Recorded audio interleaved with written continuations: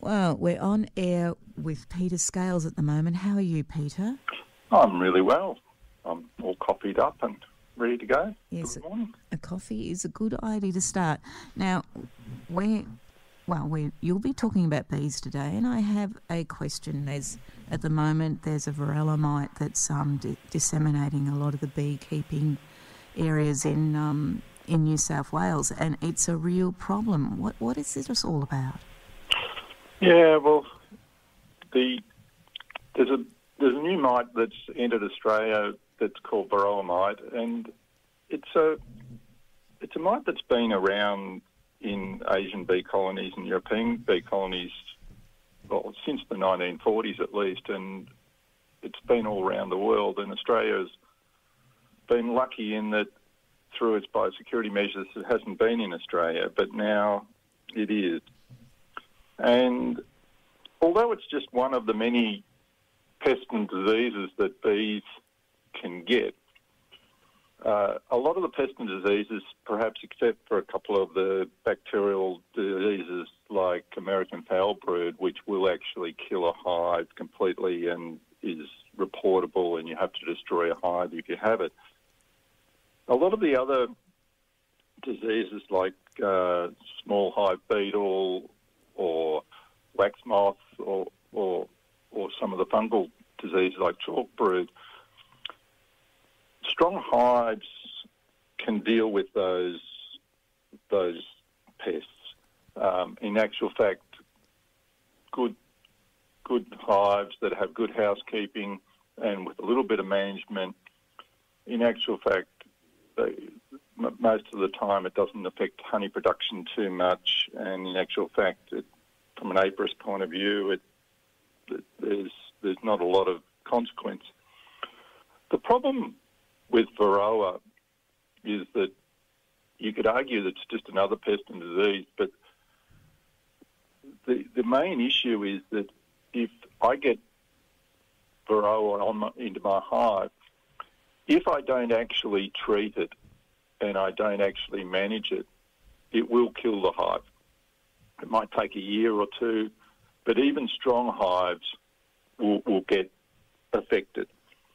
And so this varroa mite entered Australia through Newcastle Port in, I think, about June 2022. And they went on an eradication program to try to get rid of it, but ultimately that's been unsuccessful.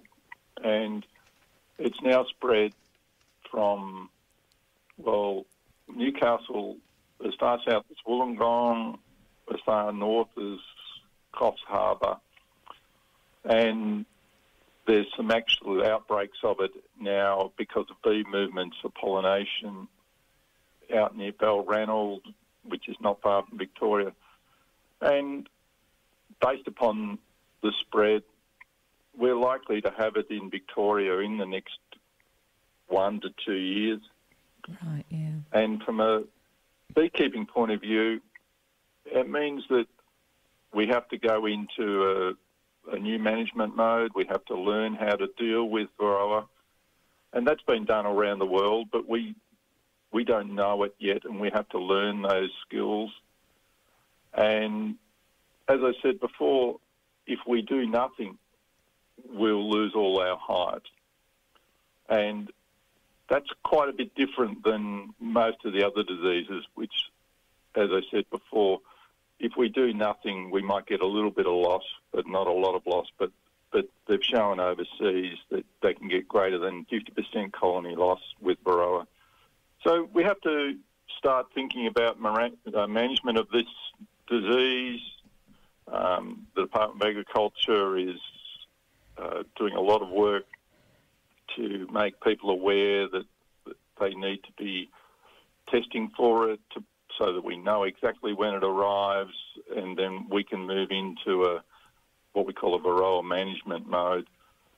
And for beekeepers, it's probably nearly double the amount of work to manage it well.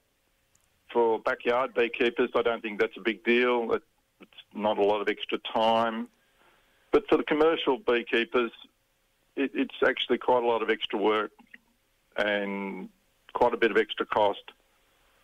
And I suspect that we're not going to pay any more for honey at the supermarket. So the economics of beekeeping become worse for the commercial people.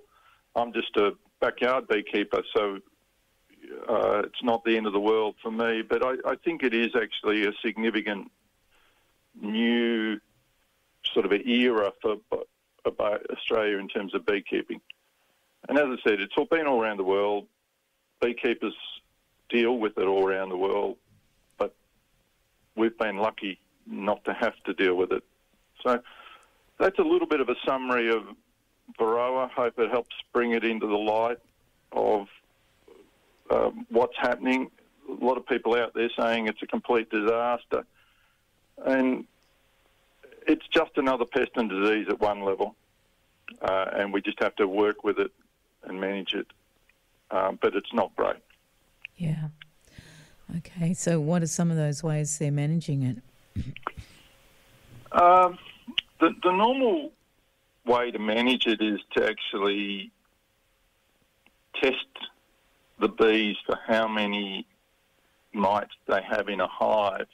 And if there's only one or two mites in the hive, that's not the end of the world. But once the numbers get up to a certain level, they become exponential, and then they start to overwhelm the hive. And there's a whole range of treatments. One of them is to use formic acid, which is a treatment where the vapours actually kill off the mites. They don't kill them all, unfortunately, and so they just keep the numbers down. And there's a lot of sort of talk overseas as to what the maximum number of mites per hive you should have to make sure that the hive can stay strong, and how many treatments you have to do. And this is part of the learning process in Australia, because the mite here, not only is it a parasitic mite, it also carries viruses. And it looks like this particular mite that got into Australia is not carrying too many viruses. So we may be able to have a few more mites per hive than other places. And that's something we'll have to learn. But number of different types of treatment, but formic acid is one of the key ones. Right, okay. I had heard that thyme oil was used as well, but I guess that's more alternative, I guess. Look, there's a whole range of oils that have been shown to help, and I don't think there's any one of them that you could rule out. It's just that the commercial people have tended to use formic acid. There's a new Israeli method out that actually detects through AI the bee movement, and you can tell when the bees have got mites on them, and it doses extremely small amounts of formic acid into the hive continuously. Right, I see. And that's proven to be more useful than one or two treatments a year. But you can imagine that having one of these little dosing units on every hive is quite expensive. Yeah, exactly. Okay, well, perhaps moving away from pests and diseases and disasters with bees, is anything interesting and positive happening in the beekeeping world at the moment? Well, I think the most positive thing has been that the word around all my friends that have got bees and I've been mentoring is that it's been quite a good season. Yeah. And a lot of people are sitting on some quite nice honey stores. Right. And even though last year was a honey-free season almost for the backyard beekeeper, this year has been extremely productive. And I think if you have a friend with bees in their backyard who harvest, I think you'd be sort of snuggling up to them this year and saying, have you got any spare honey? Because they probably should have. Yeah, terrific. Look, let's just have a small pause. We'll be back soon and carry on with this because it's an interesting topic. We're back on air with Peter Scales, our beekeeping expert. And the next question I had was about, well, last year I guess there were fires and things like that, and the bee numbers can be disseminated by those bushfires, can't they? And yeah, it certainly can be problematic.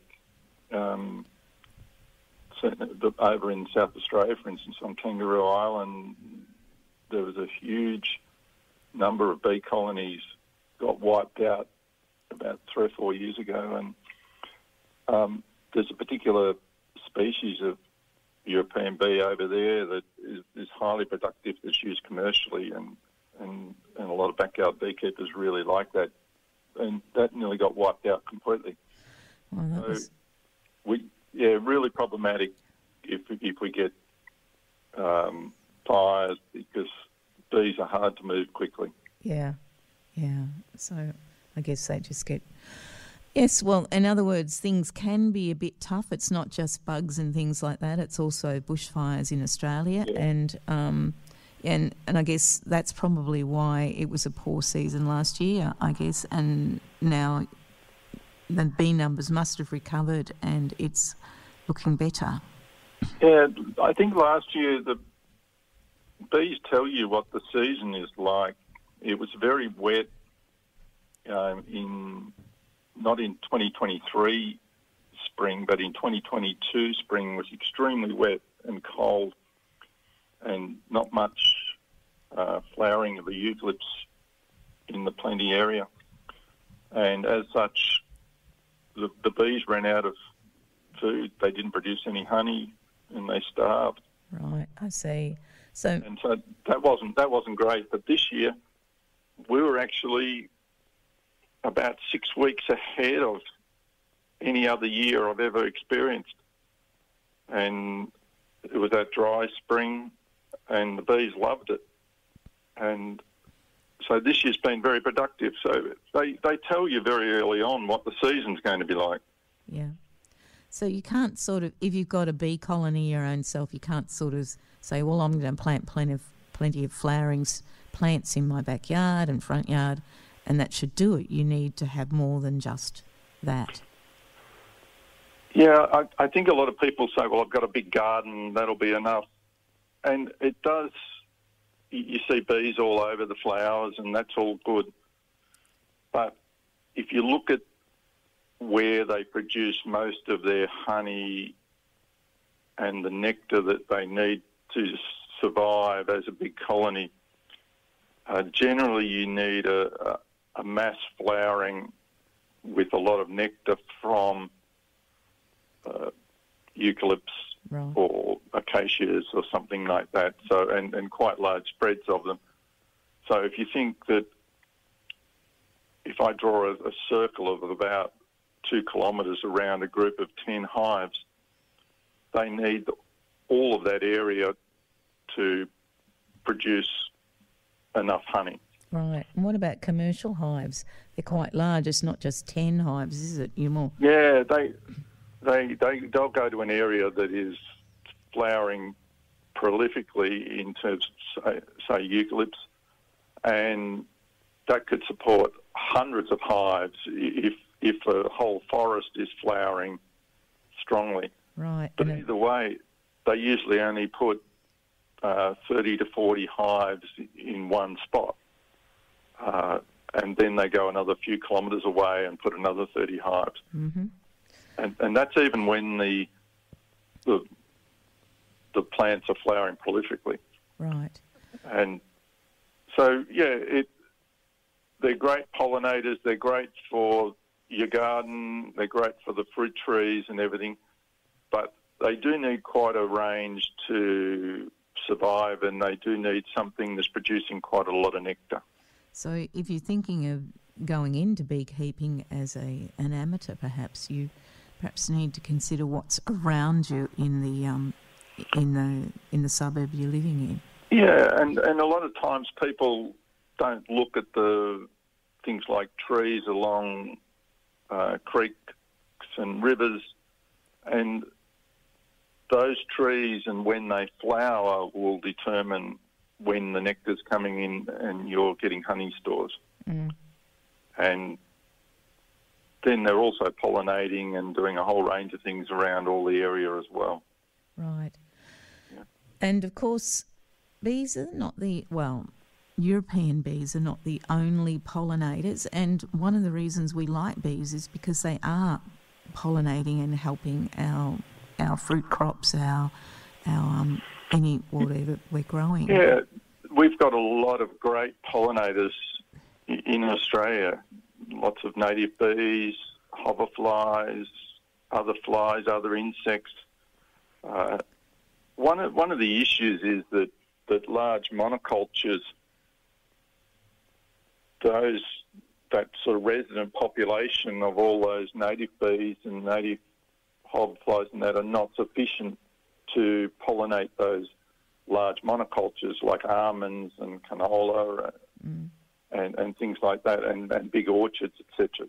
And that's why we use those honeybee colonies.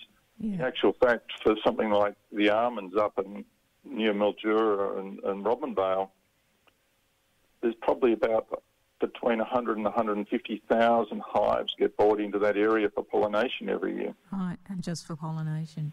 Yeah. Right, so that's, our bees are important and European bees are important. And they're both important.